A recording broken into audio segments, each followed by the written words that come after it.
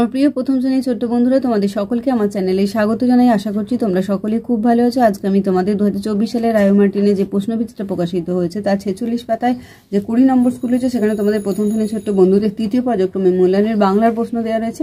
আমি আজকে উত্তরগুলো তোমাদের দেখিয়ে দেবো। ইতিমধ্যেই যারা চ্যানেলটিকে সাবস্ক্রাইব করে নিয়েছো তাদের সকলকে অসংখ্য ধন্যবাদ জানাই। আর যারা নতুন দেখছো তারাও চ্যানেলটিকে সাবস্ক্রাইব করে সাথে থেকো। চলো তাহলে শুরু করছি। একের দাগে শূন্যস্থান পূরণ করো। কয়ের ফিরিব বাতাস বেয়ে শূন্যস্থানে লিখবে রামধনু খুঁজি। আলোর শূন্যস্থানে লিখবে অশোক ফুল চুলে দেব গুঁজি। ক্ষয়েরটা তাই শূন্যস্থানে লেখো ফুল। একদিন মেলি দিল ডানা শূন্যস্থানে প্রজাপতি হলো তারে কে করিবে মানা। দুইয়ের দাগে দেখো সঠিক উত্তরে টিক চিহ্ন দাও। কয়ের বাঁশ গাছে এটা হবে বাঁদর। ক্ষয়ের জেলে মোরলা মাছ ধরে। গয়ের গাধার পিঠে বোঝা। ঘয়ের কুঠা বাড়িতে আজ বিয়ে।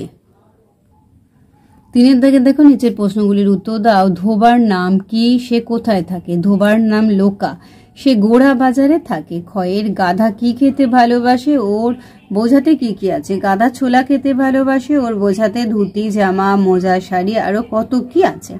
গয়ে রবি ছোটবেলায় কোথায় বেড়াতে গেল, সেখানে সে কোন নদী দেখলো? রবি ছোটবেলায় বোলপুর বেড়াতে গেল, সেখানে সে কোপাই নদী দেখলো।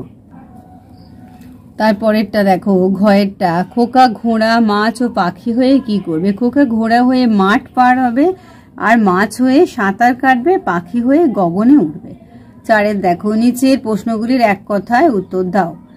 কয়ের আজ কার পইতে? আজ শৈলর পইতে। ক্ষয়ে নৌকা কোথায় বাঁধা আছে? নৌকা নদীর ঘাটের কাছে বাঁধা আছে। গয়েরটা মধু কি নিয়ে হেঁকে যায়? মধু কাঁচা আম নিয়ে হেঁকে যায়। ঘয়ের বড় হয়ে নরু কি হলেন? বড় হয়ে নরু হলেন কবি কাজী নজরুল ইসলাম। পাঁচের অর্থ লেখো রোজ, এটা হবে প্রতিদিন। ক্ষয়ের স্বাদ হয়ে যাবে ইচ্ছা। 6 নম্বরে দেখো বিপরীত শব্দ লেখো, ভাটা হবে জোয়ার, আর ক্ষয়ের ভয় হয়ে যাবে নির্ভয়। 7 দেখো ফাঁকা ঘর পূরণ করে দুটি ফলের নাম লেখো। দেখো এটা ল আছে, এখানে বেল হবে বয়কার ল বেল, আর ম আছে ল আছে, তাহলে বর্গীর জয়াকা লিখবে, তারপর ম রয়সৌ ল জামরুল। 8 বলছে তোমার প্রিয় পশু সম্পর্কে 5টি বাক্য লেখো। দেখো আমার প্রিয় পশু হলো বেড়াল। বেড়ালের মিউ মিউ ডাক শুনতে আমার খুব ভালো লাগে। বেড়াল মাছ খেতে খুবই ভালোবাসে। বেড়ালের শরীর খুব নরম হয়। বেড়াল স্বভাবত শান্ত প্রকৃতির পশু।